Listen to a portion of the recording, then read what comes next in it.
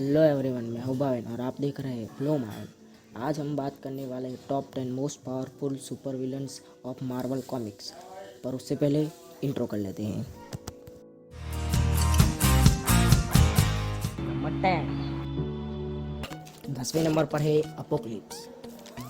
Apocalypse को हमने X Men apocalypse की मूवी में देखा ही है और वो सबसे पहला म्यूटेंट माना जाता है। तो वो मिलियन ईयर ओल्ड है और ऑब्वियसली वो इतना बुढ़ा है तो उसके पास नॉलेज तो होगी ही। और इसके अलावा उसके पास super human strength, super human speed, stamina, durability, reflexes and genius level intelligent है। उसके अलावा वो मैटर मैनिपुलेशन, उसकी फाइटिंग स्किल, उसके अलावा वो इमॉर्टल है। उसके पास टेलीकाइनेस, टेलीपोर्टेशन, टेलीपैथी और अभी भी ख़त्म नहीं हुआ एबिलिटी ऑफ आर्ग्यूमेंट, मैनिपुलेशन और वो दूसरे म्यूटेंट की पावर भी ले सकता है। कॉमिक बुक में वो सबसे ज़्यादा एक्समैन का एनिमी है और ये काफ़ी अच्छा विलन है मार्वल के फ्यूचर मूवीज़ के लिए। नौवें नंबर पर है कैंग द कॉन्करर। नेथनियल रिचर्डसन के कैंग फ्यूचर की दुनिया से बिलोंग करता है और कैंग काफ़ी ज़्यादा माहिर है टाइम ट्रैवलिंग में। इसी वजह से वो टीवी के नाक में दम कर देता है। आप सब जानते ही है कि टीवी हमें लोकी की सीरीज़ में दिखने वाला है। वो काफ़ी जीनियस है, काफ़ी ग्रेट है हैंड टू हैंड कॉम्बैट में, काफ़ी ज़्यादा रेडिएशन में भी जी सकता है। और इसके अलावा कि वो किसी भी एडवांस टेक्नोलॉजी को एक्सेस कर सकता है। और इसके अलावा वो काफ़ी हाईली एडवांस बैटल आर्मर पहनता है जो उसकी स्ट्रेंथ को एनहेंस करता है। होलोग्राम और फोर्स फील्ड को का प्रोजेक्शन भी कर सकता है। और इसके अलावा वो उसे 30 दिन तक पानी और हवा की सप्लाई दे सकता है। खुशी की बात यह है कि Ant Man and the Wasp Quantumania में कैंग हमें एज ए मैन विलन दिखने वाला है। नंबर 8वें नंबर पर है मैग्नीटो। मैग्नीटो एक ओमेगा लेवल म्यूटेंट है जो कि अर्थ के किसी भी मेटल को कंट्रोल कर सकता है, चाहे वो पानी के अंदर हो, ज़मीन के अंदर हो या उसके बाहर। वो एक ही इशारे में किसी भी मैटर को कंट्रोल कर सकता है। अगर ह्यूमन ब्लड में भी आयरन मौजूद हो तो वो पूरे ह्यूमन बॉडी को भी कंट्रोल कर सकता है। मैग्नीटो को सबसे खतरनाक उसका मोटिव बनाता है जो कि म्यूटेंट को बचाना चाहता है और वो इंसानों के अगेंस्ट वॉर चाहता है। और अगर मार्वल कभी भी एक्समैन पे मूवीज़ बनाता है तो उसमें मैग्नीटो का कैरेक्टर ज़रूर होगा। नंबर 7वें नंबर पर है डॉक्टर डूम। डॉक्टर डूम एक शानदार वैज्ञानिक साथ मैजिशियन भी है और उसके पास सभी वेपन्स की नॉलेज है और सिर्फ सोच भर से वो कुछ भी बना सकता है। कॉमिक बुक में डॉक्टर डूम का सबसे ज़्यादा सामना फैंटास्टिक फोर से हुआ है, लेकिन वो एवेंजर्स को टक्कर दे चुका है। उससे सबसे डेंजरस विलन बनाता है उसके जीतने की चाहत। वो जीत के लिए कुछ भी कर सकता है। और अगर मार्वल चाहे तो फैंटास्टिक फोर की मूवीज़ में डॉक्टर डूम का कैरेक्टर भी हमें दिख सकता है। नंबर 6, तो छठे नंबर पर है थाइनोस। अब थाइनोस को कौन नहीं जानता, वह एक काफ़ी इंटेलिजेंट कैरेक्टर है। उसके अलावा उसके पास सुपर ह्यूमन स्ट्रेंथ और ग्रेट रिफ्लेक्सेस और वो काफ़ी अच्छा है हैंड टू हैंड कॉम्बैट में। उसके अलावा उसके पास वॉर आर्मर और स्वॉर्ड भी है। अगर उसके पास इन्फिनिटी गॉन्टलेट हो वो उससे रियलिटी को बेंड कर सकता है, टाइम ट्रैवल कर सकता है, टाइम और स्पेस को कंट्रोल कर सकता है और वो जीवन की ले और दे भी सकता है।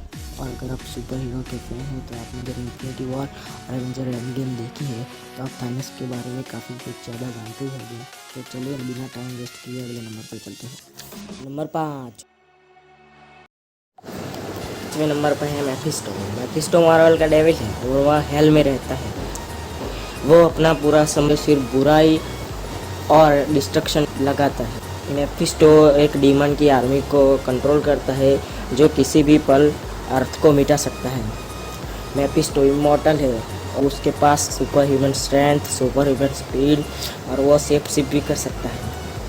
वो टाइम और मेमोरी को बदल भी सकता है और केवल बातचीत से ही अपने एनिमी के सोल को चुरा भी सकता है। और इतना ही नहीं, उस सोल से उसको और भी ज़्यादा पावर मिलती है।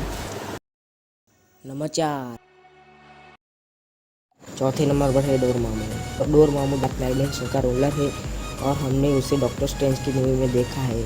और हम जानते हैं कि डॉक्टर स्ट्रेंज ने उसको कैसे टाइम लूप में फंसा के हराया था। डोरमामू मार्वल के मोस्ट पावरफुल बीइंग में से एक है और वो डार्क डायमेंशन की मदद से एनर्जी प्रोजेक्ट मैटर मैनिपुलेशन और वो इमॉर्टल है और उसके अलावा वो टेलीपोर्टेशन और अपनी साइज घटा या बढ़ा भी सकता है। अब वो अपनी पावर दूसरों को दे भी सकता है और डीमन लॉर्ड भी बना सकता है।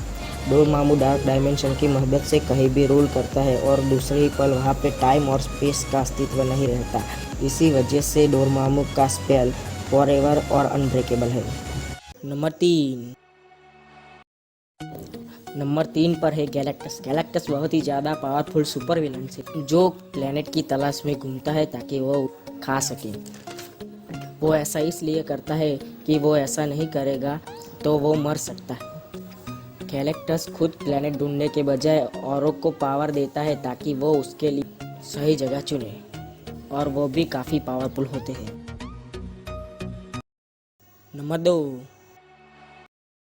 नंबर 2 पर है बियॉन्डर। माइक जैक और जिम शूटर ने बनाया हुआ एक कैरेक्टर नियरली ओमनीपोटेंट, ओमनीसाइंट और नियरली ओमनीप्रेजेंट है। मतलब कि अथवा तत्व सर्वत्र सब यही। बियॉन्डर का फर्स्ट अपीयरेंस 1984 में सीक्रेट वॉर्स में हुआ था। तब से लेके अब तक कई बार वो हमें कॉमिक में दिख चुका है।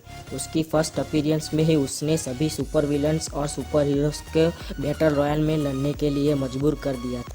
वो भी सिर्फ इसी वजह से ताकि वो अच्छाई और बुराई की लड़ाई देख सके।